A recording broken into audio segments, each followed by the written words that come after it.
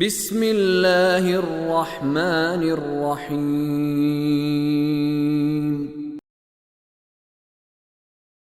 والذي أوحينا إليك من الكتاب هو الحق مصدقا لما بين يديه إن الله بعباده لخبير بصير ثم أورثنا الكتاب الذين اصطفينا من عبادنا فمنهم ظالم لنفسه ومنهم مقتصد ومنهم سابق بالخيرات بإذن الله ذلك هو الفضل الكبير۔ اور ہم نے جو کتاب آپ کی طرف وحی کی ہے وہی برحق ہے، یہ ان کتابوں کی تصدیق کرتی ہے جو اس سے پہلے آئی ہے، یقیناً اللہ اپنے بندوں سے خوب باخبر اور ان پر نظر رکھنے والا ہے۔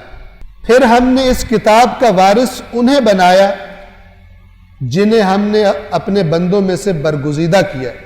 یہ دیکھیے قرآن مجید فرماتا ہے اللہ نے بنی اسرائیل کو فضیلت عطا کی۔ کیا فضیلت؟ اپنا نبی ان میں بھیجا، اپنی کتاب ان کو عطا فرما، یہ ان کی فضیلت ہے۔ لیکن یہ ایک امانت کی طرح ان کے پاس، اس امانت کے ساتھ وہ کیا سلوک کرتے۔ تو پھر گویا کہ ہم نے اب یہاں کیا مراد ہوگی، گویا کہ اب اس کتاب کا وارث امت آخری امت حضرت محمد مصطفیٰ صلی اللہ علیہ وآلہ وسلم کو اب اس کتاب کا وارث بنایا گیا۔ پھر خداوند عالم جیسے پچھلی امتوں میں تھے، اس امت کا بھی بیان فرماتا ہے کہ 3 کیٹیگریز کے لوگ ہیں، جیسے پہلے رہے یہاں پر 3 بڑے بڑے گروپس وجود میں آتے ہیں، اور وہ گروپس کون کون سے ہیں؟ پھر ہم نے اس کتاب کا وارث انہیں بنایا جنہیں ہم نے اپنے بندوں میں سے برگزیدہ کیا، پھر پس ان میں سے کچھ اپنے نفس پر یعنی اپنے آپ پر ظلم کرنے والے ہیں، یعنی نافرمان ہیں ہمارے، اور کچھ ان میں سے میانہ رو ہیں، اچھائیاں بھی کرتے ہیں برائیاں بھی کرتے ہیں، اور کچھ ان میں سے خدا کے اذن سے نیکیوں میں سبقت لے جانے والے۔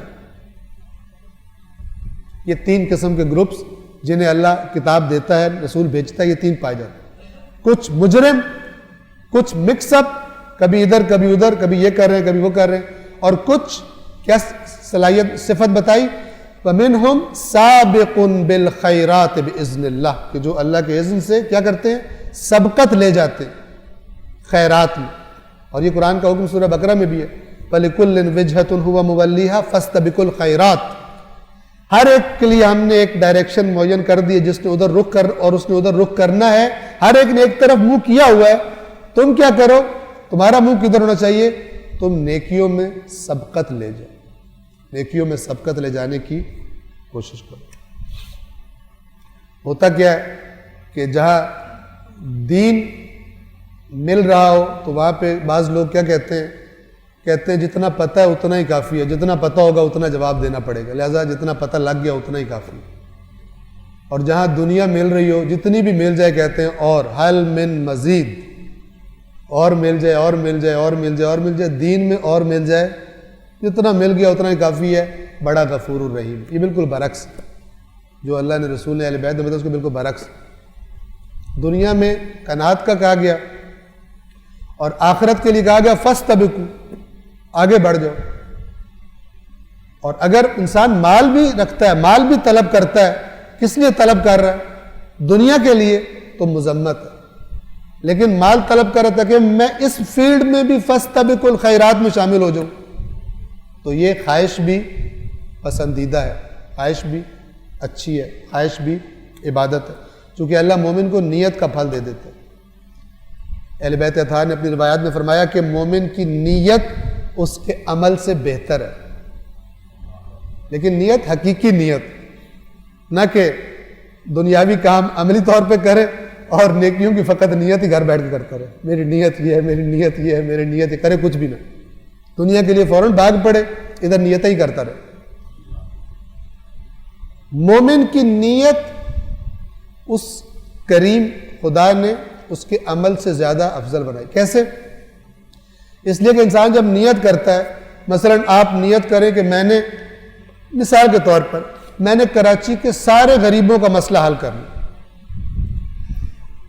اب آپ جس پوزیشن میں ہیں وہاں سے آپ ایک پلان کریں مثلا اور حرکت شروع کر دیں. اگر آپ نے یعنی حقائق پر مبنی حرکت شروع کی ہے تو خدا آپ کے لیے لکھ دے گا اسے. کیونکہ ہو سکتا ہے پریکٹس میں 1000 رکاوٹیں آ جائیں یا اسی وقت ہی آپ کی مہلت دنیا میں تمام ہو جائے, لیکن خدا کہتا ہے کہ ہمارے پاس کوئی کمی تو نہیں ہے, لکھ دو. یہ چاہتا تھا, اس نے سوچا, یہ اٹھ کھڑا ہوا, اب آگے سے پھر اس نظام میں رکاوٹیں بھی ہوتی ہیں, اس طرح نہیں کر سکے. اجر ہم اس کو اتنوں کا ہی دیں گے جیسے اس نے جو ارادہ کیا تھا, جو پریکٹیکل قدم اٹھایا تھا, اس کے مطابق اجر دے دیں. آپ دیکھیں کہ جن کے جتنے بڑے نیکیوں کے ارادے ہوتے ہیں قیامت کے دن وہ دیکھیں گے کہ اتنے بڑے اجر ان کے لیے اللہ نے رکھے ہوں گے. شرط یہ ہے کہ ارادے پریکٹیکل ہو, یعنی نہ کہ فقط ایسے ارادے کے جو انسان کو ٹس سے مس نہیں کرتے. اور نیت کیا ہوتی ہے, میں آپ کو ایک فرق بتا دوں مثال کے ذریعے سے. ایک شخص نے فون کیا, کسی مومن نے ہمیں کسی دوسرے ملک سے, اور کہا کہ میں یہاں سفر پہ آیا ہوں اور یہاں میری بیٹی کا گھر ہے اور یہاں پہ مجھے ابھی 3 دن رکنا ہے, مجھے 3 دن رکنا ہے, اس کے بعد مجھے ایک اور شہر جانا ہے چند دن کے لیے, پھر مجھے یہیں آنا ہے, پھر مجھے 5-6 دن رکنا ہے. تو میں نماز پوری پڑھ سکتا ہوں یا نہیں؟ تو میں نے کہا کہ ہم نماز پوری نہیں پڑھ سکتے, قصر پڑھیں گے آپ. پوری آپ تب پڑھ سکتے ہیں جب آپ کا 10 دن رکنے کی, آپ کی 10 دن رکنے کی نیت ہو اور ارادہ ہو. انہوں نے کہا کہ رکنا تو مجھے 3 دن ہے لیکن میں ارادہ کر لیتا ہوں 10 دنوں, میں نیت کر لیتا ہوں کہ تو 10 دن یہاں رکوں گا قربتاً اللہ, لیکن رکنا مجھے 3 دن ہے. یہ نیت نہیں ہوتی ہے, اس قسم کی نیت کا اجر نہیں ہے, نہ اس قسم کی نیت سے آپ کی نماز پوری ہوگی. نیت کیا ہے؟ جو ایکچولی آپ چاہ رہے ہیں, کر رہے ہیں, جو آپ کرنا چاہتے ہیں, اس کا اللہ فرماتا ہے کہ مومن کی نیت اس کے عمل سے افضل ہے, چونکہ اس نے ٹھان لیا کہ میں نے یہ کرنا ہے. اب ہو سکتا ہے اگلے ہی لمحے اللہ نے اس کا وقت تمام کر دیا, خدا اس کو عطا کر دے گا. اور اس طرف سے گناہ کا دیکھیں, گناہ کرنے کے بعد بھی روایات میں آیا کہ کچھ دیر تک خدا کہتا ہے انتظار کرو, مثلا جو اس کا قانون ہے اس کو ثبت نہیں کرو, ہو سکتا ہے توبہ کر لو. ٹھیک ہے, ادھر سے نیت اور ادھر سے آگے جانے.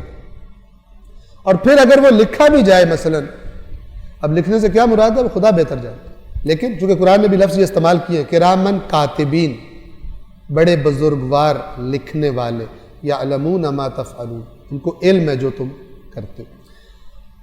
وہ لکھنا کیا خداوند عالم بہتر جانتا ہے. بہرحال وہ سیو, وہ ریکارڈ اور ڈیٹا سیو ہوتا ہے, لیکن خداوند کریم کیا ہے کہ آخری وقت تک جب بھی انسان توبہ کرے, روایات میں ہے کہ اللہ تعالیٰ جہاں جہاں اس کا جرم لکھا ہوتا ہے, فرشتوں نے, ہواؤں نے, فلان, جہاں جہاں لکھا ہوتا ہے, اللہ تبارک و تعالیٰ حکم دیتا ہے کہ وہاں سے صاف کر دو.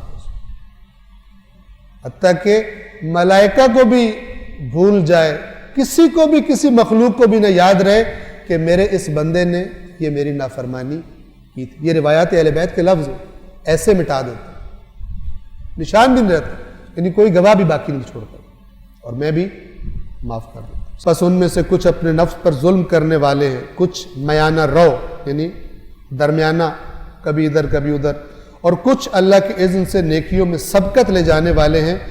یہی تو بڑا فضل ہے. صدق اللہ العلی العظیم.